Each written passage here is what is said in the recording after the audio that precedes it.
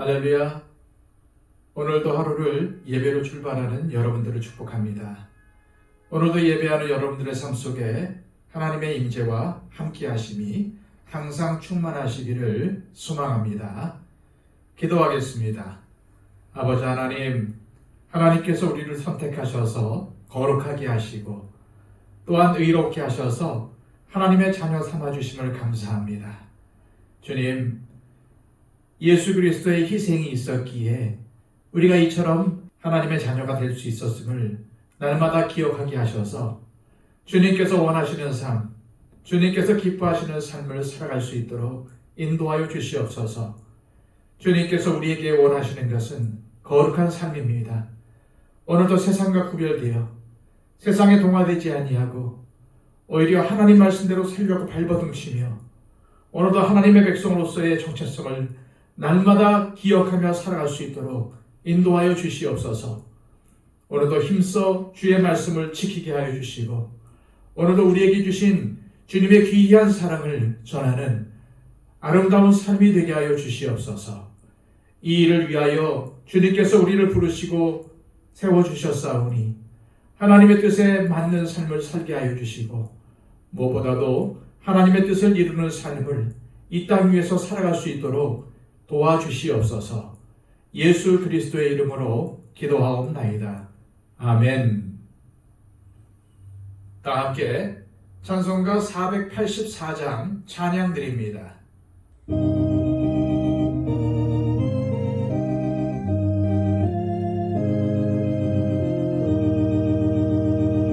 내 맘에 주여 소망되소서. 모든 일 헛되어라. 밤에나 낮에나 주님 생각, 잘 때나 깰 때 함께 하소서. 지혜의 주여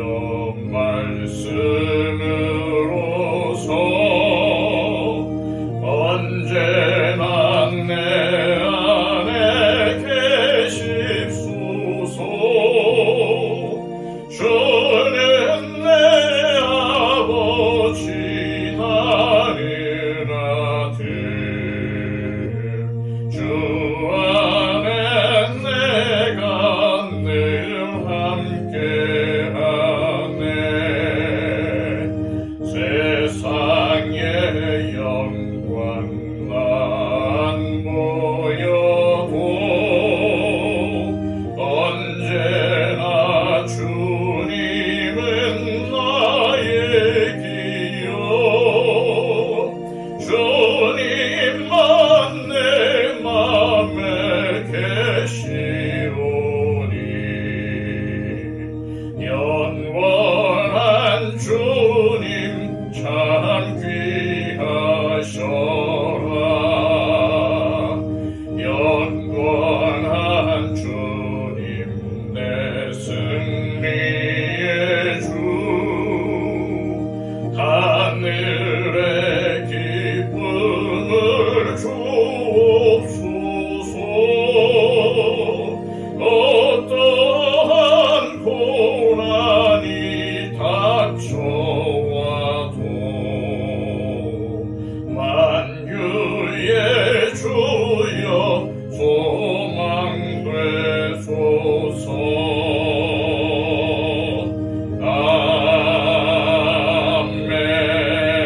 아멘. 이 시간 우리에게 주시는 하나님의 귀한 말씀은 신약성경 히브리서 7장 11절에서 19절까지의 말씀입니다. 신약성경 359쪽입니다. 레위 계통의 제사 직분으로 말미암아 온전함을 얻을 수 있었으면 백성이 그 아래에서 율법을 받았으니 어찌하여 아론의 반차를 따르지 않고 멜기세덱의 반차를 따르는 다른 한 제사장을 세울 필요가 있느냐? 제사 직분이 바꾸어졌은즉 율법도 반드시 바꾸어지리니 이것은 한 사람도 제단 일을 받들지 않는 다른 지파에 속한 자를 가리켜 말한 것이라. 우리 주께서는 유다로부터 나신 것이 분명하도다. 이 지파에는 모세가 제사장들에 관하여 말한 것이 하나도 없고 멜기세덱과 같은 별다른 한 제사장이 일어난 것을 보니 더욱 분명하도다. 그는 육신에 속한 한 계명의 법을 따르지 아니하고 오직 불멸의 생명의 능력을 따라 되었으니 증언하기를 네가 영원히 멜기세덱의 판차를 따르는 제사장이라 하였도다.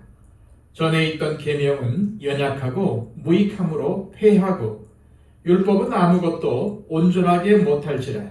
이에 더 좋은 소망이 생기니 이것으로 우리가 하나님께 가까이 가느니라.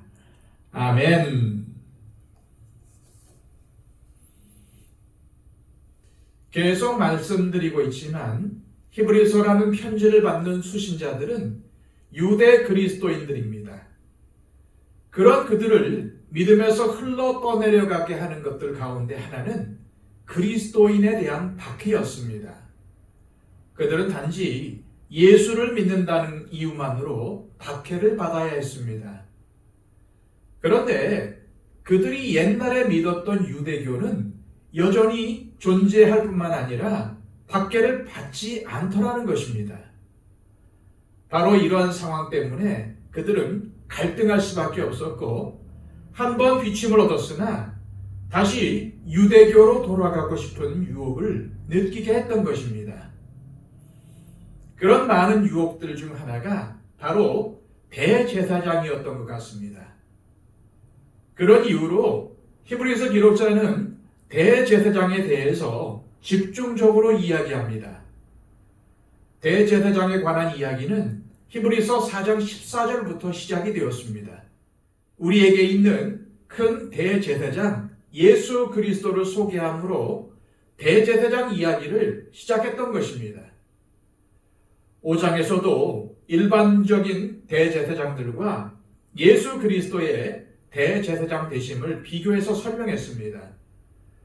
또한 우리가 지금 묵상하는 7장 역시도 대제사장에 관한 이야기입니다. 반복해서 집중적으로 이야기하고 있다는 말입니다. 히브리서 기록자가 이렇게 하는 이유가 무엇이겠습니까? 그만큼 유대 그리스도인들이 가진 대제사장에 관한 생각이 그들을 믿음에서 흘러 떠내려가게 하기 때문입니다.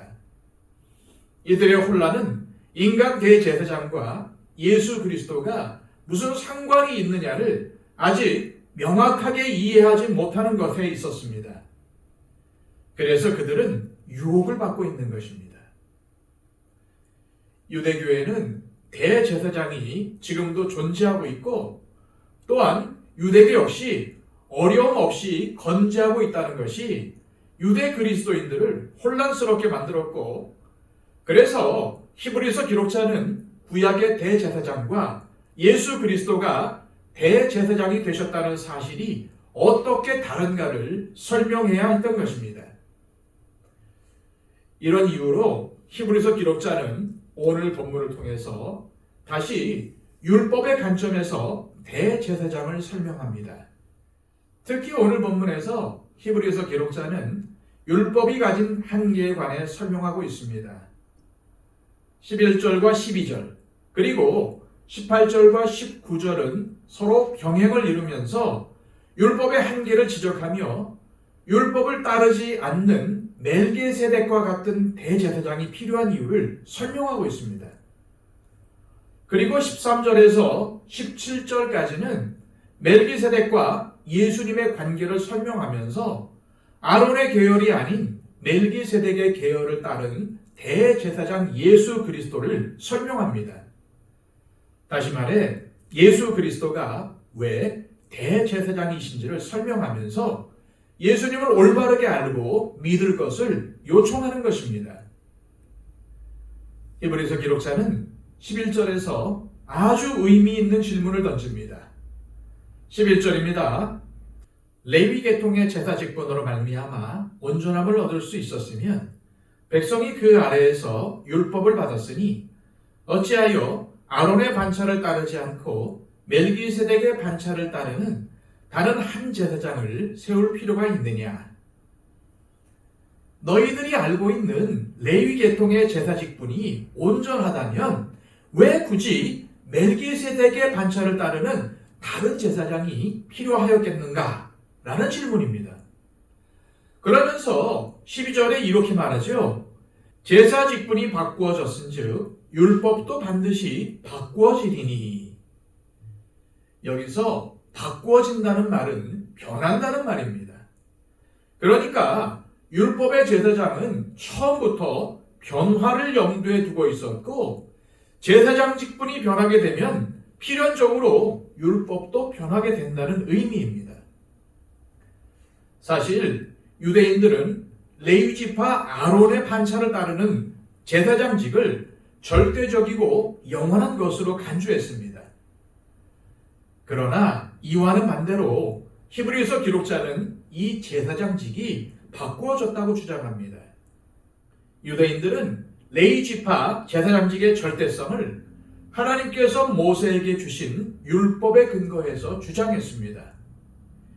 이는 그들이 율법을 영원 불변하는 것으로 생각하였기 때문입니다.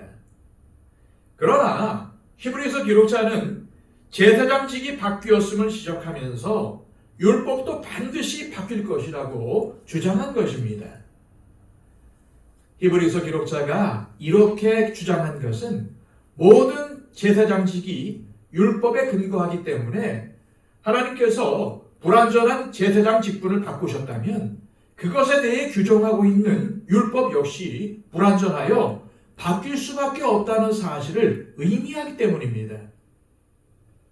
사실 율법은 사람의 죄를 깨닫게만 해줄 뿐 죄를 없앨 수는 없었기에 죄 문제의 해결을 제시해주는 복음이 주어진 것이며 예수 그리스도께서 단번에 인류의 죄를 속하는 영원한 속죄 제사를 성취하셨으므로 더는 레위 지파의 제사장들이 드리던 속죄의 제사가 필요 없게 된 것입니다.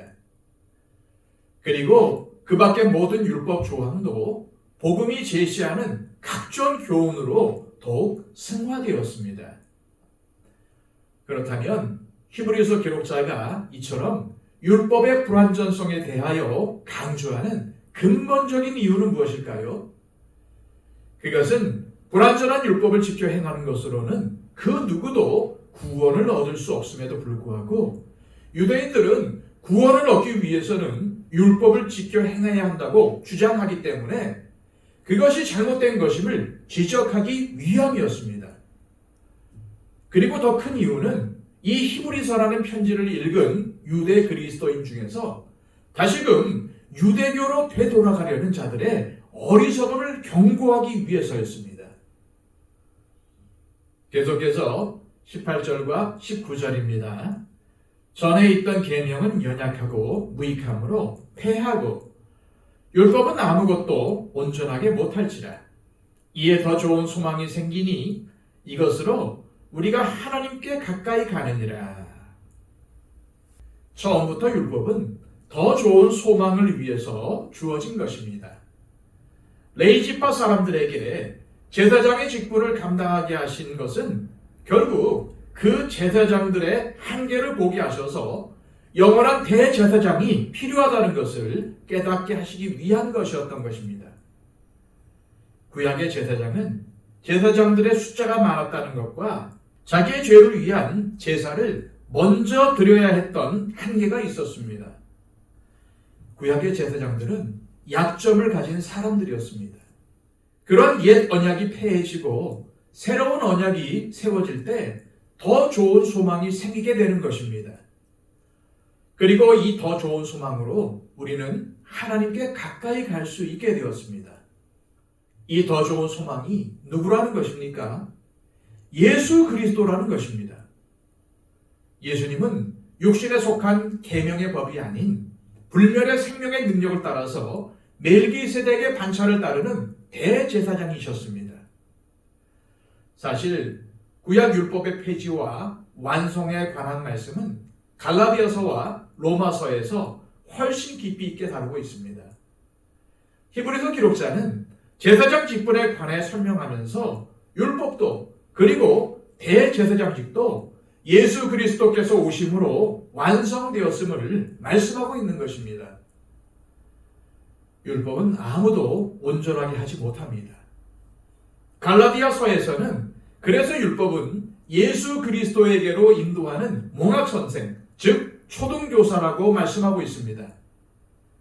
그런데 히브리서를 읽는 유대 그리스도인 중에는 옛것에 매여서 예수 그리스도를 버리고 흘러 떠나려가는 사람들이 있었던 것입니다. 그리고 오늘날 많은 그리스도인들 중에도 예수님보다는 교회의 전통이나 관습에 매여 믿음에서 흘러 떠내려가는 사람들이 있다는 것은 참으로 안타까운 일입니다. 결국 우리 신앙생활의 본질은 이 현실 속에서 어떻게 영혼의 닻을 예수님에게 굳게 내리고 살아가느냐의 싸움입니다. 이것을 기억하시고 오늘이라 일컫는 동안에 더 좋은 소망이신 예수님에게 여러분의 영혼과 믿음을 붙들어 매시길 소망합니다. 이 시간 기도하실 때 하나님 아버지, 우리를 믿음에서 흘러 떠내려가게 만드는 것들이 너무나도 많습니다. 혹여나 이것들에 미혹되어 예수님을 배반하지 않게 하시고 더 좋은 소망이 되시는 예수님을 바라보며 힘들고 어렵더라도 인내하며 우리의 영혼을 더욱 예수님께 붙들어 매는 강한 믿음을 주옵소서 기도하시기 바랍니다. 111 기도를 통해서 우리의 기도가 필요한 분들을 위해서 중보해 주시기를 바랍니다. 다 함께 기도하겠습니다.